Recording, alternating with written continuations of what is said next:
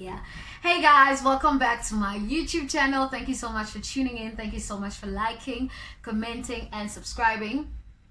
So today I'm with one of my really coolest people, one of the most awesome, most genuine, like, you know, Magtu Abantu, people validate you. Onoma is one of those people that just validates me. She is a really cool kid, one of my youngest friends. And oh no, we have to actually. People must know Yibu sister Appa and Jimmy adult Appa. Yeah, so yeah. Why couldn't my pants though? Hi guys, I'm Coleman Pants. I need to get there, but what's banging is to see you. Okay. But yeah, she'll introduce herself. Yeah. Hi guys, my name is Unomawetu. I am Tembi's youngest friend, and I'm here today, Shelly Sonke, and we're gonna talk. Yeah, we're just gonna be talking, guys. But how are you, friend? How have you been? I'm good. You good? I'm great. I'm fine. I'm doing okay. How's the lockdown treating you? The Kebile, guys, help me. Lockdown, the Kebile. I think this is the 1 year where people, all of us guys, you need to understand why it's okay, and nobody should judge anybody this year for e-weights, guys. Guys, there is no summer body. I mean, also, guys, no 2020, guys, so guys, yeah, everybody has gained. I mean, even newborns, like everybody, literally. Yeah, guys, you know. But yeah, man. So yeah, other than Okujaba, you've been good. I'm good. Everything's going well. School's going well. School's going well. I'm at home. Everything's fine. Everything is fine. Hey. So happy. Guys, you know, Unama is one of the people. Like, she reminds me of. Okay, when I think when I was within her age. Okay, I'm not that old, but when I was still within her age, I don't think I was ever as confident as she is. And whenever I'm hanging out with her or we're chilling, I'm always like, I draw so much energy from her confidence. Like, she's one girl, one of the big girls who are literally Tembi says I'm the wild girl who makes her do wild things. True. When she's with me, she does wild things, and I'm like the sweetest girl ever. Okay, cool. It's fine, Norma. But yeah, Unoma, guys, is validates me so much. Hey, like she, like I draw so much strength from her confidence, and I've always just wondered, friend Guti, like, how do you do that thing? Like, how do you self-affirm yourself in terms of like the confidence and just everything? Like, how do you do that thing? And considering that also you're so young, you know, and the fact that society also has its own beliefs about big women and all of that, and like, how do you just like block that out and be like, I'm gonna do what I want? I drink wine.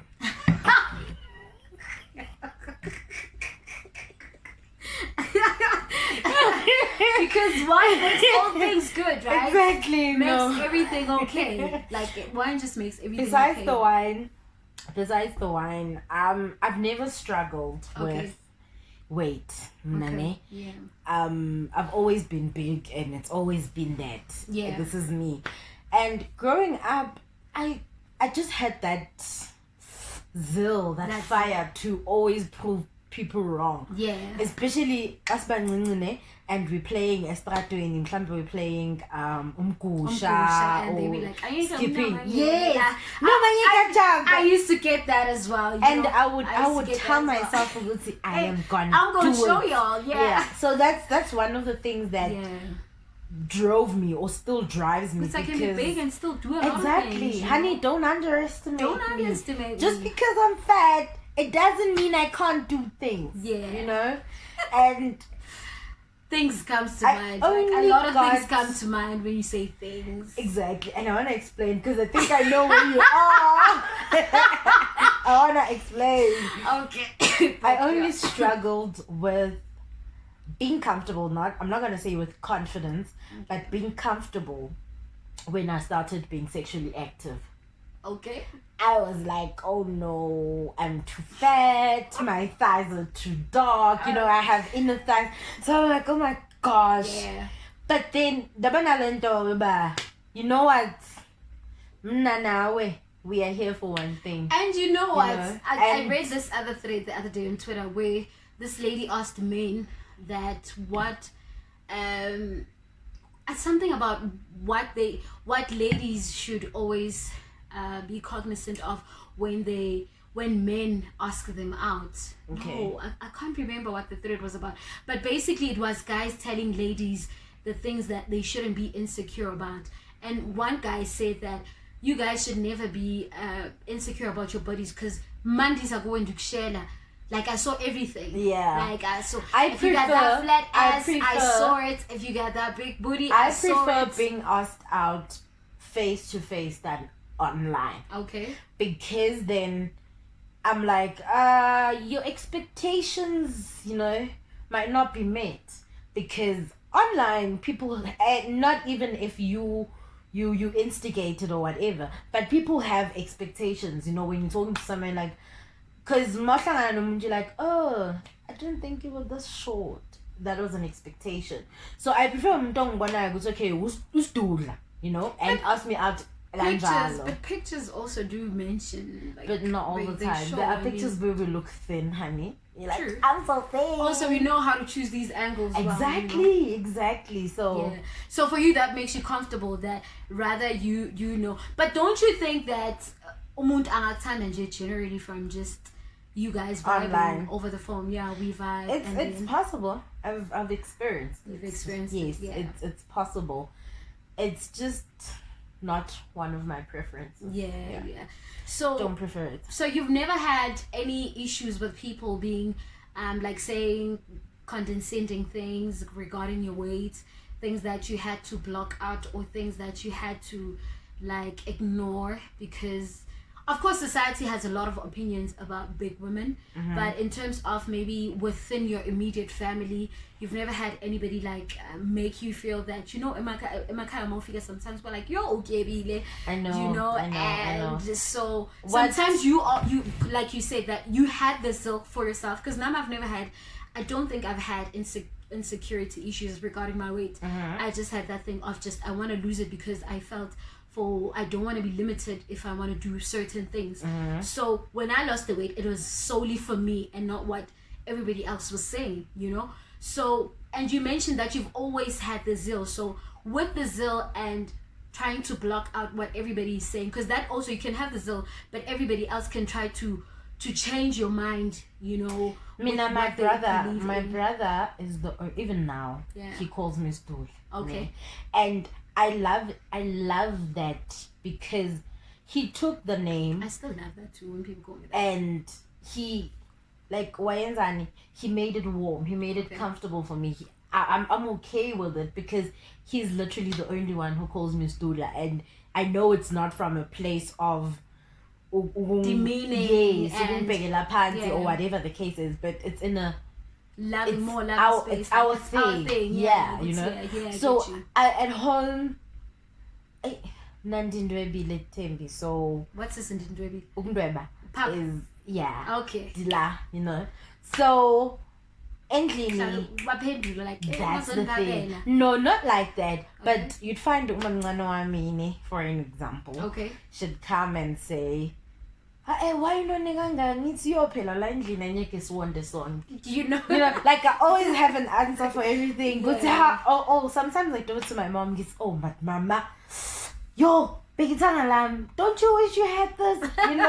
So it was it's that thing. It started as a joke when I was growing up, but I realized it became a defense mechanism. Yeah. Which when you attack me, I was about to go there as well. That's actually have a defense mechanism. Yeah. When God made me, He added extra. So because also when you say it, you take away their power from them. When you tell people like, honey, I'm aware that I'm fat, so you're telling me that I'm fat is really not like it's nothing much, new. You're telling me that I've got flabby arms. It's not going to do much. New. I know. It's not. I know it. Yeah. So you literally take away that power, and it's like, I'll let that's you know. That's how I was able to block out negative things, because even when in school they would maybe give me names, instead of me allowing myself to be sad over the names, I'd embrace it. And There's this guy, even now in high school, he used to call me Mam Ruby. Yeah. And I would, be warm and be like, yes! Yes! I would be quite distracted and stuff. Even now. Yeah. Mam Ruby fan. He's a sharp, Yeah. It doesn't hurt growing me. up also, and it was just like, it was so warming because when I was growing up, I had a lot of guy friends. Yeah. So and I never for 1 second found it offensive or derogatory or anything like that. You know why we don't find those words offensive? Yeah. It's because we know and we are okay with ourselves in that season. Yeah. So if I'm comfortable with being fat, and if I'm fat, I look like Umam Ruby. Honey, hey. Honey, you understand? Also, what's wrong with looking like exactly. If you know your truth, then what anyone else says, it won't do anything to you. It won't do anything to you. And it goes with anything. It goes with but anything. also, Tembi, we must remember not to box the fact that our truth changes every time we change and we grow, because something that mattered to evolving you, something that mattered to you a couple of years ago does not really matter to you right now. Definitely. So we must also understand, Guti, our truths change. I can be comfortable with being a stola, and 2 years from now I'm like, I don't want to. Yeah. I want to change. It doesn't mean now I won't. You were not advocate. happy or you were pretentious, but it just means also my truth has to something changed. else. Yeah, true. So you must be very aware of that. No, definitely. And earlier on, you were talking about, I really liked that you mentioned that you're actively working on your childhood traumas, So there's this other video also I want to do about the hardships and the hardships of being single. Right? It's not hard, honey. It is not hard. No, it is. Listen. Let me finish. So while I was trying to prepare for that video, it talks about the hardships of being single, and then it also talks about the joys of being single. Because while I was writing down that list, I actually realized, no man, actually being single is not so bad. There are really nice things about being single, right? So, but you mentioned, I think one of the points that I wrote down about the joys of being single, and that was the fact that you are actively working on your traumas, your childhood traumas, and I just want us to talk about the importance of that. Like, why do you think it's important for us to actively, because I think those are one of the crucial things we need to look at before we get into romantic relationships, or not even just romantic relationships in general, with your friendships, because how sometimes you treat people is based on what you know and your traumas. So why do you think it's important for us to, why that journey particularly? It's very important to deal with your traumas when and if they are affecting your current lifestyle negatively. Okay. Because there are people who experienced things, basakula, and they blocked it out and they're okay with not accessing that part of their life. And it doesn't affect them negatively in any way. But then there are also people who say, I want to be as whole as I possibly can, and me being whole means that you need to align yourself with who you are, and you spiritually also with God. Guys, she's only like, should I reveal your age? No. Okay. She's only but I'm not 25. Yeah, she's not 25 yet. I'm not 25. And the depth, oh my God, the friends I keep, but yeah. Chomi. You were saying, sorry, Chomi, sorry. Like, yeah, I'm always like, was I this like wise and so deep when I was 20? Me shy. Well, I'm still okay. Cool. Now continue. Anyway, when you want to be as whole as you possibly can, and you take on a journey of allowing God, because we must also understand that God knows us. Yeah. He knew us even before Earth was created. We were in His mind. So there's nobody who knows us better than Him. Yeah. So you can't go on a healing journey without guidance. Of course. And He's the one who's guiding you. And He'll guide you to each and every wound. Exactly. Exactly. Even the one that you think, no, I'm over this. Exactly. Like, that's true. The Holy Spirit will be on like, nah. We need to go back there. Let's go back and deal with this one. Let's go back there. Let's so go back that's what happened with me. And then I realized that I have so many childhood traumas that are affecting my current life and where I am asking God to take me. And it's affecting me negatively. And so I decided to do something about that. And decided to go on a healing journey with God. There's nothing wow or anything that I'm doing, but it's just spending time with God to know who I am through His eyes. Because my definition of who I am is totally different to who He says I am. So I want to see myself through His eyes. And doing that means I have to let go of insecurities. Yourself. Exactly. Pretty much. There's a verse that says, "It is no longer I who lives, but Christ in me, the hope of glory." Hallelujah. So, come on, somebody. So that's basically what happened. And I realized, Gutsi, when you do such, when you go on a healing journey, once you heal, there's that closure, and you become somebody different. And that person is that person different. That is being enjoyed by other people. Hence it's very important for you to be okay before you can have a partner. But you cannot fix yourself. God needs to fix you. I think it goes back to that thing that everybody's talking about, that you can't pour from an empty cup. Definitely. So definitely can't. When you deal with yourself and your traumas actively, it's more like you're letting God pour into you. So then you become a better citizen to live amongst other people. Exactly. Because you have been poured on and you're able to pour to other people, And it's so amazing when you pour from God. It could never. And with God, He always pours.